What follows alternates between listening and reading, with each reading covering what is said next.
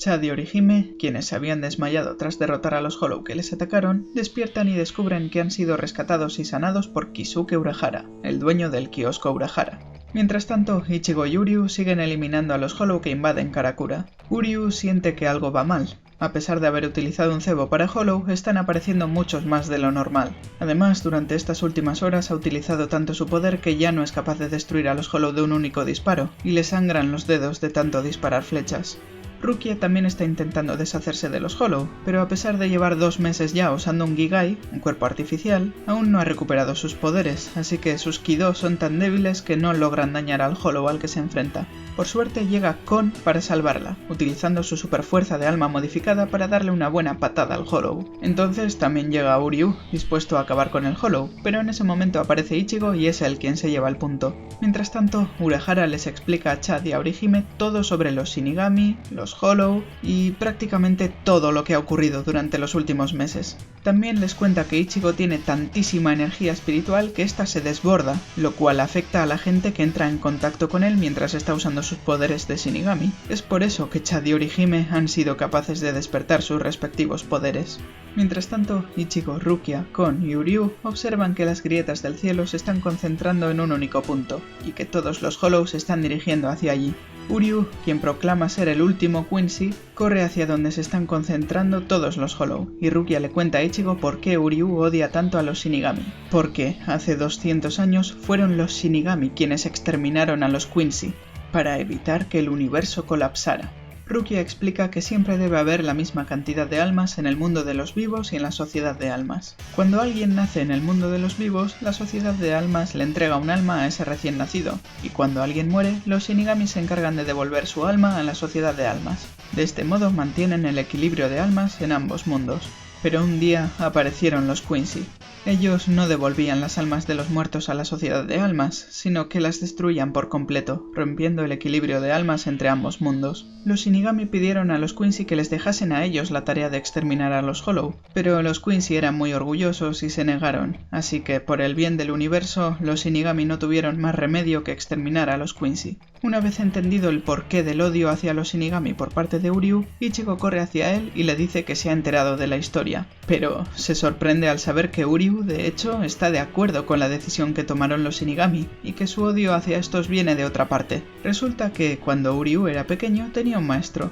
De hecho, fue su maestro quien le contó todo sobre los Quincy y le enseñó a luchar como uno de ellos. El maestro de Uryu no odiaba en absoluto a los Shinigami por haber exterminado a su clan. De hecho, él siempre pensó que los Shinigami y los Quincy debían unir fuerzas y trabajar juntos. Al ser uno de los últimos Quincy con vida, el maestro de Uryu era vigilado por los Shinigami en todo momento. Él siempre trataba de convencerles de trabajar juntos, ya que cada vez que aparecía un Hollow en el mundo de los vivos, los Quincy solían enterarse mucho antes que los Shinigami, por lo que si trabajasen juntos podrían eliminar a los Hollow con más eficiencia. Sin embargo, lo único que les respondían los Shinigami era que se callase y que eso no era asunto suyo. Entonces, un día 5 grandes Hollow aparecieron frente a él.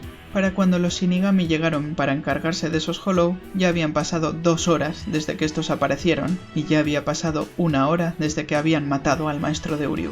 Es por eso que Uryu odia a los Shinigami, porque si se hubieran molestado en escuchar las ideas de su maestro y las hubieran puesto en práctica, habrían llegado a tiempo para salvarlo. Tras decirle a Ichigo que se quede atrás y observe el poder de los Quincy, Ichigo se niega y le dice que eso es justo lo contrario de lo que buscaba su maestro. Al fin y al cabo, lo que el maestro de Uryu quería era que los Quincy y los Shinigami cooperasen para acabar con los Hollow, ¿no? Así que eso es precisamente lo que piensa hacer. Ichigo le cuenta a Uryu que él también perdió a un ser querido por culpa de un Hollow, así que sabe lo que se siente. Finalmente, Uryu acepta la ayuda de Ichigo, pero entonces observan que en el cielo, donde se estaban juntando todas esas grietas, ha aparecido un Hollow colosal, muchísimo más grande que cualquier otro Hollow.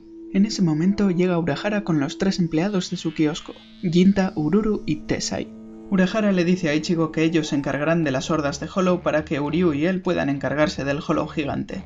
Rukia le explica a Kon que ese Hollow gigante se llama Menos, y se trata de un tipo de Hollow especial cuyo cuerpo está compuesto por cientos y cientos de Hollow normales que se han unido en uno solo. Ichigo corre hacia el Menos para atacarle, pero tras no ser capaz de hacerle más que un pequeño corte en el pie, el Menos patea a Ichigo y lo tira al suelo. Uryu le echa la bronca a Ichigo por ser tan temerario, cuando el Quincy toca sin querer la Zanpakuto de Ichigo, y, de repente, el arco de Uryu se vuelve mucho más grande. Uryu se sorprende y se da cuenta de lo que está pasando. Los Shinigami luchan materializando el poder de sus almas, mientras que los Quincy utilizan la energía espiritual del entorno para luchar.